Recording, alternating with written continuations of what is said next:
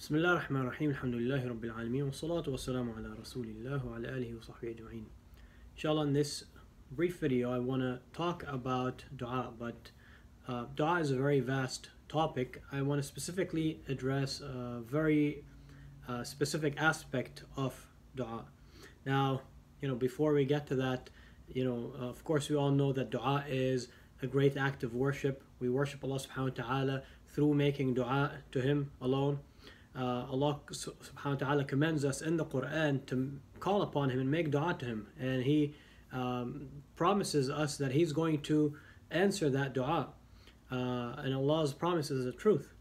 And we make dua to Allah subhanahu wa ta'ala with certainty and conviction that Allah subhanahu wa ta'ala is going to answer our dua. And of course we know that that's generally speaking, but even more so, there are certain things that make our dua more likely to be accepted. We won't get into the details, but just as an example, dua in sujood, while we're in prayer, in sujood, is more likely to be accepted when we make dua then. Dua at the last third of the night is another example. Making dua in the last third of the night it makes it more likely to be accepted by Allah subhanahu wa ta'ala. So, we won't get into the details of dua. Again, it's a very vast topic. But what I want to talk about in this video is a very specific aspect, which is the obstacles that prevent one's dua from being accepted. Now, as we said, this is a general rule, is that, we call upon Allah, we make dua, Allah answers and accepts all du'as.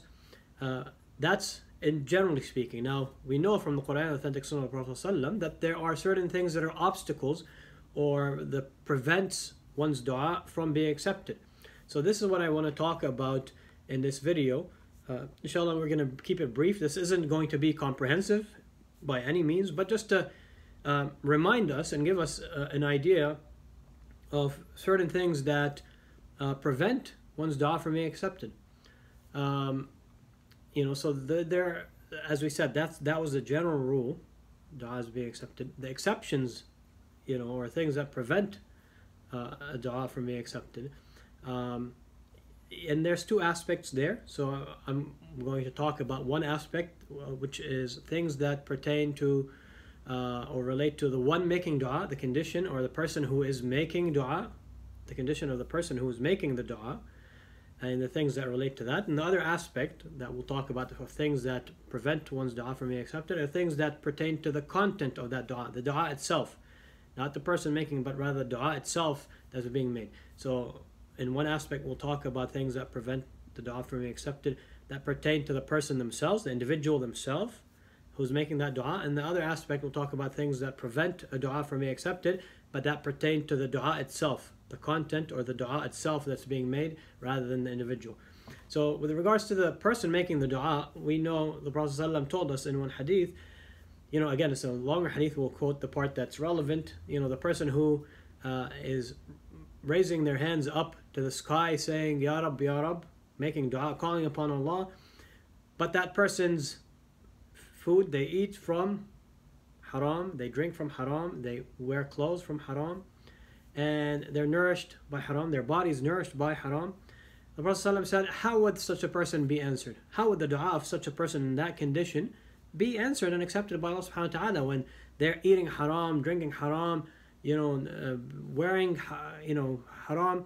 And by the way, it's important to note here, it's not just talking about eating actually haram food, like eating pork or drinking alcohol or wearing haram clothes. It's not just talking, or for example, not eating halal meat. It's not just talking about these aspects of that aspect of haram, but haram, it could be something that's halal that someone bought from haram money. So if their income is from haram, then what they're eating is considered haram. What they're drinking is considered haram. What they're wearing is considered haram, because their income, their source of income is from prohibited source of income, whether their line of work or their job that they do is something that's prohibited, and so their income is haram, and thus what they eat and drink and wear is haram, because it's from that source of income, or whether they acquired that wealth from an impermissible source, through haram means, something that's prohibited. So if it's from a haram source of income, then those things would be considered haram, that they're eating and drinking and wearing from haram.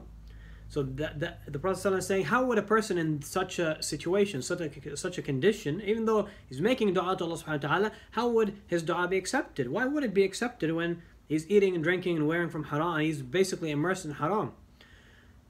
Another example of things that are obstacles or stops someone's dua from being accepted, that tied to the person themselves, is what the Prophet ﷺ mentioned in a hadith, that a person's dua will be accepted as long as he's not hasty, as long as the person isn't hasty. So when the companions asked, Ya Rasulullah, how is the person, how is a person being hasty? He said, when the person says, I have made dua to Allah, but Allah did not answer my dua. So when someone makes dua and then they give up too quickly, too soon, they don't keep persisting in making dua. They make dua and then they give up, say, oh, Allah didn't answer my dua. I made dua, but Allah didn't accept it. Allah didn't answer my dua. Then that's one of the things, a person giving up hope from their dua being accepted is one of the things that, or being hasty, is one of the things that prevents someone's dua from being accepted.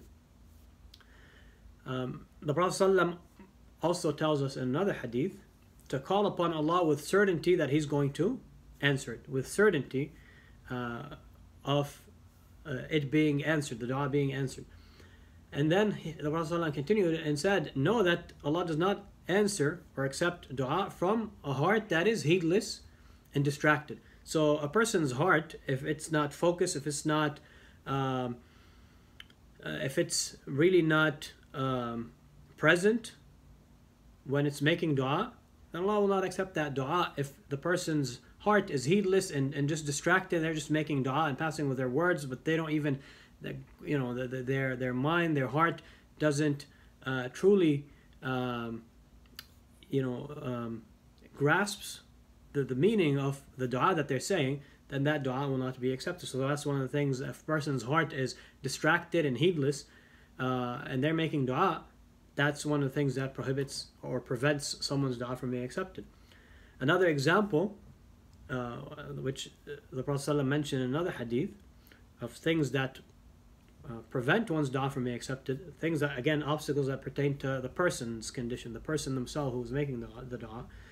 The Prophet ﷺ said, he swore by Allah that that you shall enjoin the good and forbid the evil. If you should do that. Otherwise, it's about to happen. What's about to happen? That Allah will send down punishment upon you, punishment from Him upon you, and then you will call upon Him, you'll make dua to Him, and He will not answer you. He will not answer you.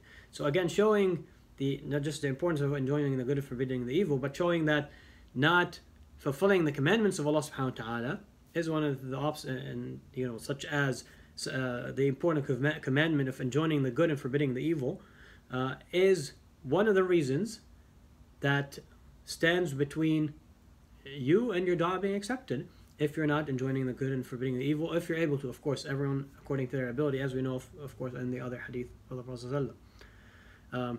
But the point is that not enjoining the good or forbidding the evil, not fulfilling the commandment of Allah subhanahu wa ta'ala, if people take that lightly, then that is an obstacle that stands between them and getting their dua accepted by Allah. So these are some examples. Again, this is not a comprehensive list, but just some examples of things that prevent or obstacles that stand between a person and their dua being accepted. Now, the other aspect that I'm giving you some more examples of things that prevent someone's dua from being accepted, but those pertain to the dua itself, the content of the dua being made. The content of the dua being made rather than the person themselves. The Prophet ﷺ said, no Muslim makes dua that does not have ithm, a sin. They're not making dua asking Allah for something sinful, nor something that cuts off the ties of kinship. Nothing, or something that cuts off the ties of kinship or breaks off the ties of kinship with their relatives, except that Allah gives it with that for that dua one of three things, and the Prophet ﷺ outlines the three things that a person might get when Allah answers or accepts their dua. They might get the thing that they're asking for, or Allah will save it for them for the akhirah, or Allah will remove something harmful from them, or something that bad that was going to happen to them, or something that's that's bad is removed from them. They're protected from that instead of what they're getting, what they're asking for. But again, going back to the point the Prophet ﷺ said, no Muslim makes a dua for anything that doesn't have sin or breaking the ties of kinship. So showing that someone making dua, that dua, if it entails if the person asking for something that's sinful, that is something that will prevent their dua from being accepted by Allah. Another example, Sa'd bin Abi Waqqas radiallahu anhu, he heard his son. His son is saying, my father heard me, Sa'd bin Abi Waqqas radiallahu anhu, and I was saying, making dua, so I was saying, Allahumma, oh my Lord, indeed I'm asking you for Jannah, its blessings and its happiness and this and that and this and that. Again, going into details, specifics about what he wants in Jannah. And I seek refuge with you, O Allah, from hellfire and its chains, and you know, again, this and that, and going into the details and specifics, asking for all the specifics, seeking refuge from all the specifics of hellfire. So Sa'd bin Abi Waqqas, what did he tell his son when he heard him making that dua asking for Jannah and hellfire, but adding all the specifics and the details? You know, I want this and this and that in Jannah, and I you know, ask, oh Allah, I ask your protection from this and this and that in hellfire. So Sa'd told his son, he said, my son, indeed I heard the Messenger ﷺ say that there will be some people who will transgress in dua. Sa'd is saying that he heard the Prophet ﷺ say that there will be some people who will transgress in dua. When they make dua, they're transgressing in it. Based on what they're saying in that dua, the content of that dua, what they're asking for, they're transgressing in that dua. So Sa'd is telling his son, again from his own statement, saying, فَإِيَّاكَ أَن تَكُونَ مِنْهُمْ. Beware not to be from them. Don't be from those that the Prophet ﷺ mentioned, from those people who will transgress in dua.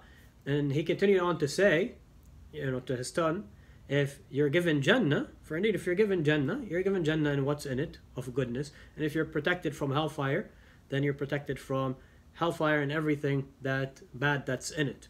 Meaning, just seek refuge with Allah from hellfire and ask Allah for Jannah. In general, you don't have to mention all the specifics of, you know, what you want in Jannah, or all the blessings in Jannah. You don't have to mention the specifics that you're seeking refuge with Allah from hell and hellfire, all the specifics and the details of hellfire. If you're given Jannah, you're going to get Jannah and everything in it. And if you're protected from hellfire, you're going to be protected from hellfire and everything bad that's in it. So make it general, comprehensive dua rather than specific. And we see that in the Sunnah, by the way, of the Prophet ﷺ. The du'as that are authentic are very comprehensive in nature. Even in the Quran, du'as of the Prophets, they're very beautiful because they're comprehensive in nature, and they encompass a lot of good, seeking a lot of good and seeking refuge with Allah from a lot of evil, rather than being very specific, you know, to the very details, as they say.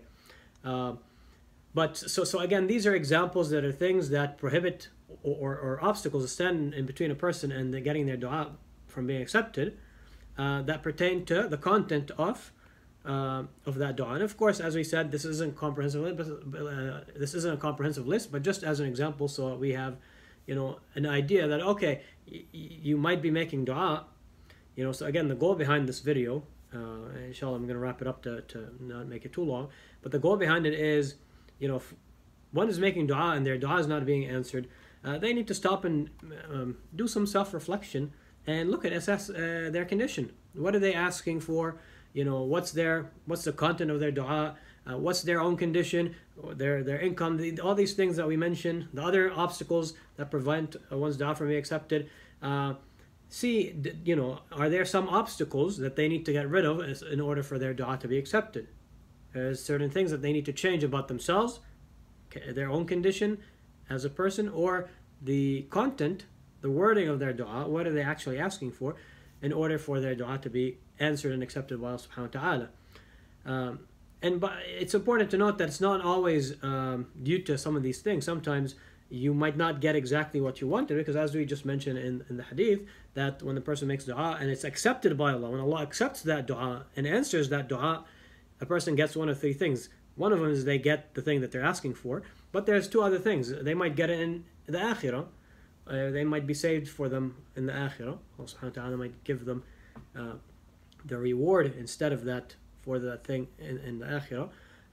Or he might remove some evil, something bad that might happen to them from them in the dunya, that's removed from them because of that dua they made that Allah had accepted. So again, Allah accepting the dua doesn't always mean them getting that specific thing, but it's important to even get those things, to get evil removed from us or to get that dua saved for the akhirah, it has to be accepted by Allah. And for it to be accepted by Allah, none of these things that we mentioned or other obstacles or things that prevent one's dua from being accepted have to be there. These things have to be removed. We need to make sure we're free and clear from them, so that way our dua is accepted, and so that way we can get the benefit in the dunya and the akhirah and get our du'as answered by Allah subhanahu wa ta'ala. Barakallahu feekum, jazakumullahu khaira, wassalamu alaikum wa rahmatullahi wa barakatuh.